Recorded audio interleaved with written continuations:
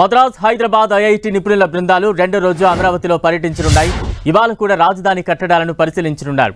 Secretariat, high court iconic భవనాల నిర్మాణం కోసం వేసిన డ్రాఫ్ట్ ఫౌండేషన్ ను నిపుణులు పరిశీలించనున్నారు. పునాదుల సామర్థ్యంపై పూర్తి స్థాయిలో పరిశీలించిన తర్వాత ప్రభుత్వానికి నివేదిక ఇవ్వనున్నారు. సిఆర్డీఏ అధికారులు, ఇంజనీర్లను కలిసి వీటి వివరాలు తెలుసుకోనున్నారు. గతంలో అసంపూర్తిగా నిలిచిన నిర్మాణాల సామర్థ్యాన్ని నిపుణుల బృందం అధ్యయనం చేస్తోంది. నిన్న రాజధాని కట్టడాలను పరిశీలించారు నిపుణులు. భవనాల పటిష్టత, సామర్థ్యం నిర్ధారణ కోసం మరికొంత సమయం పడుతుందని హైదరాబాద్ ఐఐటి నిపుణులు సుబ్రహ్మణ్యం తెలిపారు.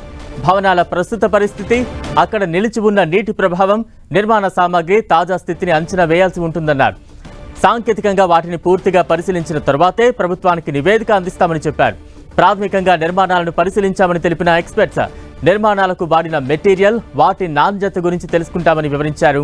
ప్రస్తుతం కొంతవరకు పరిశీలించినట్లు తెలిపిన ఇంజనీర్లు మరికొందరు నిపుణులతో కలిసి వస్తామన్నారు. భవనాల పటిష్టతపై పూర్తి నిర్ధారణ వచ్చిన తర్వాతే ప్రభుత్వానికి నివేదిక సమర్పిస్తామని తెలిపారు.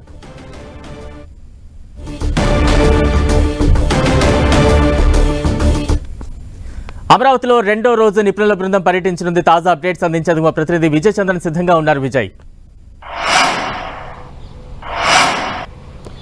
బలరాం, ఈరోజు రెండవ రోజు ఐఐటి సంబంధించినటువంటి నిపుణులు ఎవరైతే ఉన్నారో వారు ఆ రాజధాని అమరావతిలో ఏవైతే కనుక నిర్మాణాలు గడిచిన 5 సంవత్సరాలుగా ఆగిపోయాయో వాటికి సంబంధించినటువంటి నాణ్యత, సామర్థ్యాన్ని అన్నింటినీ పరిశీలించున్నారు. గడిచిన 5 సంవత్సరాల్లో జగన్మోహన్ రెడ్డి ప్రభుత్వం ఈ నిర్మాణాలకు సంబంధించి పూర్తి స్థాయిలో గాలికి వదిలివేసిందని చెప్పొచ్చు. ఒకవైపు కోర్టు ఆదేశాలు జారీ చేసినా కూడాను ఈ నిర్మాణాల విషయం ఏమాత్రం పట్టించుకోలేదు. ఈ నేపథ్యంలో ఈ భవనాల పరిస్థితి చూస్తే కనుక చాలా దయనీయంగా మారిందని చెప్పొచ్చు. చాలా చోట్ల దెబ్బతిన్నటువంటి పరిస్థితి కూడా చూసాం. అంటే ఈ ఏమాత్రం భవనాల యొక్క నాణ్యత విషయం అయితేనేమి, దీన్ని జాగ్రత్త చేసుకోవాలనే విషయం అయితేనేమి, లేకుంటే దీనికి సంబంధించినటువంటి వ్యవహారాల్లో ఎవరైనా అధికారుల పర్యవేక్షణ కానీ ఏమాత్రం లేకపోవడంతో చాలా చోట్ల భవనాల పరిస్థితి అయితే కనుక దెబ్బతినింది. ఈ నేపథ్యంలో దానికి సంబంధించినటువంటి ఫౌండేషన్ ఏ విధంగా ఉంది, నిర్మాణాలు ఎక్కడెక్కడ మరమ్మతులు చేయాల్సింది, వీటికి సంబంధించినటువంటి పూర్తి నివేదికను తయారు చేసేందుకోసము ఏపీ ప్రభుత్వం నిర్ణయం తీసుకోవడం జరిగింది. దీనికి సంబంధించి కొన్ని విభాగాలను హైదరాబాదు ఐఐటి నిపుణుల చేతను, మరికొన్ని విభాగాలను చెన్నై ఐఐటి నిపుణుల చేతను పరిశీలన కోసము ఏపీ ప్రభుత్వం ఆదేశాలు జారీ చేసింది. ప్రభుత్వ ఆదేశాల మేరకు హైదరాబాద్కు చెందినటువంటి ఐఐటి నిపుణులు నిన్న ఐఏఎస్, ఐపీఎస్, ఎమ్మెల్యే, ఎమ్మెల్సీ క్వార్టర్స్కు సంబంధించినటువంటి నిర్మాణాన్ని పరిశీలించడం జరిగింది. అక్కడ వర్షానికి నిలబడిన నీటిని, దానికి సంబంధించినటువంటి ఏ విధంగా దెబ్బతిన్నాయి, స్టీల్ ఎటువంటి పరిస్థితుల్లో ఉంది అనేటువంటి విషయాలన్నింటినీ కూడా పరిశీలించడం జరిగింది.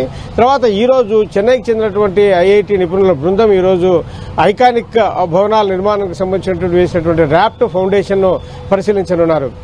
ఏపీ హైకోర్టు, శాస్త్ర భవనం ఇది, వీటితో పాటు 4 ఐకానిక్ టవర్లు, ఏపీ సెక్రటేరియట్ కోసం వేసినటువంటి ఫౌండేషన్, వీటిని కూడా పరిశీలించున్నారు.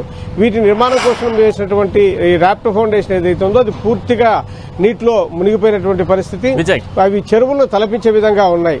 కాబట్టి గడిచిన 5 సంవత్సరాలుగా పూర్తి స్థాయిలో నీటిలో మునిగిపోయిన నేపథ్యంలో దీని పరిస్థితి ఏ విధంగా ఉంది, ఈ ఫౌండేషన్స్ గా అక్కడికి వస్తాయా లేదా, తర్వాత దీనికి ఏమైనా మరమ్మతులు చేయాలా, వీటికి సంబంధించిన నాణ్యత, వీటితో పాటు ఈ స్టీల్ పరిస్థితి ఏ విధంగా ఉంది. ఎందుకంటే పూర్తి స్థాయిలో 5 సంవత్సరాలుగా నీటిలో మునిగినటువంటి నేపథ్యంలో ఈ పూర్తిగా తుప్పిపట్టి బలహీనపడిన పరిస్థితులు ఉన్నాయా, వీటన్నిటిని కూడా పరిశీలించనున్నారు.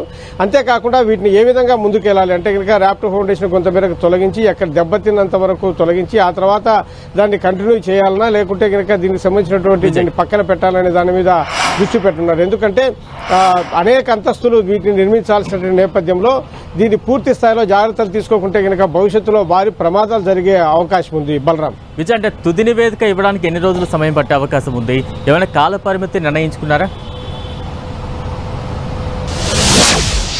దీనికి సంబంధించి బలరాం చూస్తే ప్రస్తుతం వచ్చినటువంటి ఈ నిపుణుల బృందం అయితే ఉందో ప్రాథమికంగా పరిశీలించి సిఆర్డీ అధికారులతోనూ, ఈ నిర్మాణంలో పాలు పంచుకున్నటువంటి ఇంజనీరింగ్ అధికారులతోనూ వాళ్ళు చర్చలు జరుపుతారు. వాడిన మెటీరియల్, దానికి సంబంధించినటువంటి సామర్థ్యం పరిశీలించడంతో పాటు ప్రాథమికంగా ఆ నీరు నిలిచిన ప్రాంతాలు, తర్వాత డ్యామేజ్ అయిన ప్రాంతాలను పరిశీలించడం జరుగుతోంది.